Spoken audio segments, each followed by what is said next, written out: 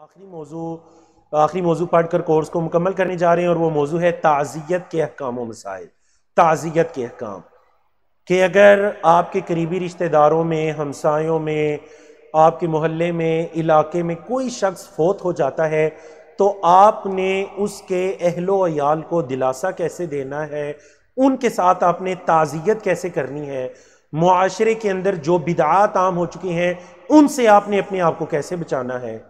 بارک اللہ فیکم۔ کورس کا چھٹا اور آخری موضوع تعزیت کے احکام۔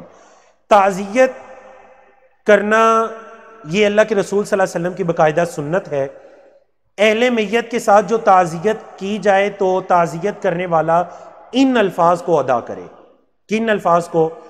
اِنَّ لِلَّهِ مَا أَخَذَ، یعنی اس سے پہلے وہ یہ الفاظ پڑھے گا اِنَّا لِلَّهِ وَإِنَّا إِلَيْهِ راجعون۔ دیکھیں کتنی خوبصورت دعا، اِنَّا لِلَّهِ وَإِنَّا إِلَيْهِ راجعون، بے شک ہم بھی اللہ کے لیے ہیں اور بے شک ہم نے بھی اللہ کی طرف ہی لوٹ کر جانا ہے۔ اِنَّا لِلَّهِ مَا أَخَذَ، جو اللہ نے لے لیا وہ بھی اسی کا تھا۔ وَلَهُ مَا أَعْطَى، جو اس نے دیا وہ بھی اسی کا ہے۔ وَكُلُّ شَيْءٍ عِندَهُ بِأَجَلٍ مُّسَمًّى، ہر چیز کا اللہ کے ہاں ایک وقت مقرر ہے۔ فَاصْبِرْ وَاحْتَسِبْ، آپ کو چاہیے کہ آپ بھی صبر کریں اور اللہ سے اجر کی امید رکھیں۔ دیکھ لے دو چیزیں، صبر اور احتساب۔ صبر ہم نے کیوں کرنا ہے؟ تاکہ میرا رب مجھے تکلیف کے پہنچنے پر جو میں صبر کروں گا میرا رب مجھے اجر عطا کرے، اس وجہ سے میں نے صبر کرنا ہے۔ صبر کرنا، اللہ سے اجر کی امید رکھنا، اس سبق کو کبھی نہیں بھولنا چاہیے۔ نبی کریم صلی اللہ علیہ وسلم بھی کیا حکم دیا کرتے ہیں کہ جو اللہ نے لے لیا وہ بھی اسی کا تھا، جو اس نے دیا وہ بھی اسی کا ہے، ہر کسی کا وقت مقرر ہے۔ فَاصْبِرْ وَاحْتَسِبْ، آپ صبر سے کام لیجئے اور اللہ سے اجر کی امید رکھیے۔ بارک اللہ فیکم۔ میت کے لیے رونا جائز ہے۔ رونے کا کیا مطلب ہے؟ یعنی یہ انسان کے بالکل اختیار میں نہیں کہ وہ اپنے آنسوؤں کو روک سکے۔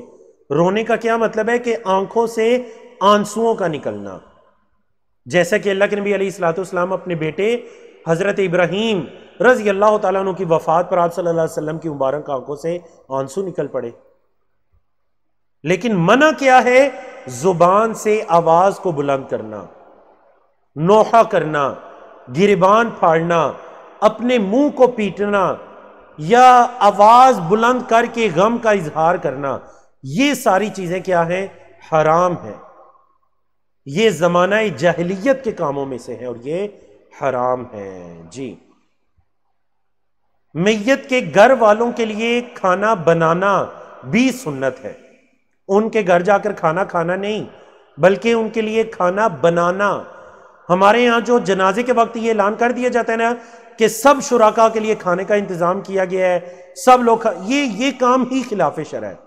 یہ اعلان کرنا بھی اور ان لوگوں کے لیے کھانا بنانا بھی۔ ہاں آپ نے کھانا بنانا ہے تو جو میت کے گھر والے ہیں ان کے لیے کھانا بنائیں، کیونکہ وہ غم اور پریشانی کی حالت میں ہے۔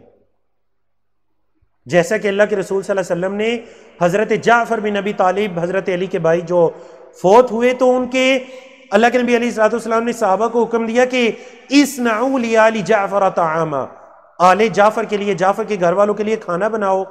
فقد اتاہم، ان کے پاس وہ خبر آئی ہے، ما یشغلہم، جس نے انہیں مشغول کر دیا ہے۔ ان کے پاس تو وہ پریشانی کی خبر آئی ہے جس خبر نے انہیں کھانے سے بھی مشغول کر دیا ہے۔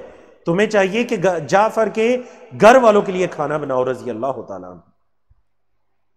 تو میت کے گھر والوں کے لیے کھانا بنانا یا ان کو کھانا دینا تاکہ ان کی پریشانی یہ کچھ کم ہو سکے، تو یہ بھی اللہ کے نبی علیہ الصلوۃ والسلام کی کیا ہے؟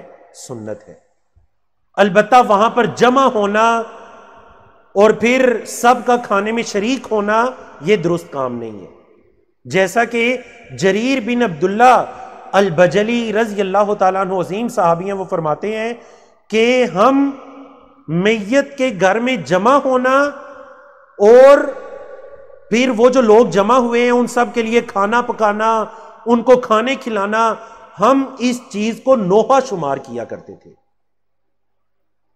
کننا نرل اجتماع الی اہل المیت وصنعۃ الطعام من النیاحہ، ہم اس کو نوحہ سمجھا کرتے تھے کہ میت کے گھر میں سارے اکٹھے ہو جائیں اور پھر وہاں پر کھانے بن رہے ہیں اور سارے کھا رہے ہیں، یہ نوحہ ہے، اس وجہ سے یہ جائز نہیں ہے۔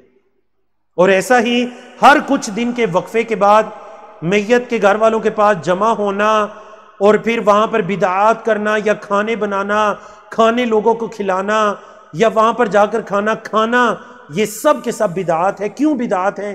کیونکہ ان کو ثواب سمجھ کر کیا جاتا ہے اور قرآن و حدیث کے اندر ان کا کوئی ثبوت نہیں ہے۔ آپ یقین جانیے کہ مجھے ایسے کلاس روم کے اندر بھی پڑھنے کا اتفاق ہوا جس میں میرے علاوہ 17 ممالک کے اسٹوڈنٹس موجود تھے۔ ہر اسٹوڈنٹ جو ہے وہ دوسرے ملک سے ان کے حالات، وہاں کے طور طریقے کو جاننے کی کوشش کرتا ہے۔ میں ان سے خاص کر یہ پوچھا کرتا تھا کہ ذرا بتلائیں کہ کیا آپ کے ہاں کسی مسلمان کے مرنے کے بعد یہ کام کیے جاتے ہیں جو ہمارے ہاں برصغیر پاک و ہند میں کیے جاتے ہیں؟ یقین جانیے کہ آپ کو برصغیر پاک و ہند کے علاوہ پوری دنیا کے اندر یہ کام دکھائی نہیں دیں گے۔ عرب کے اندر، یورپ، کسی جگہ آپ کو یہ کام دکھائی نہیں دیں گے کہ باقاعدہ کچھ دن مخصوص کر لیے جائیں، پھر وہاں پر جمع ہوا جائے، کھانے پکائے جائیں۔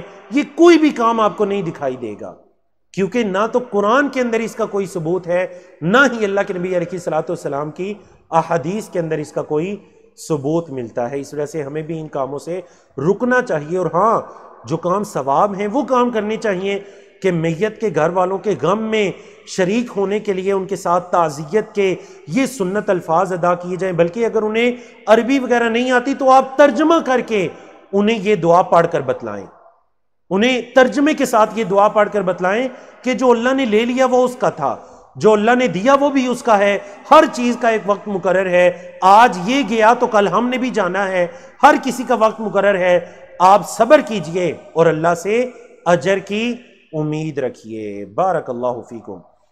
تو اللہ رب العزت کی توفیق سے الحمدللہ ہم نے اپنے آج کے 6 موضوعات کو مکمل کیا الحمدللہ، جن 6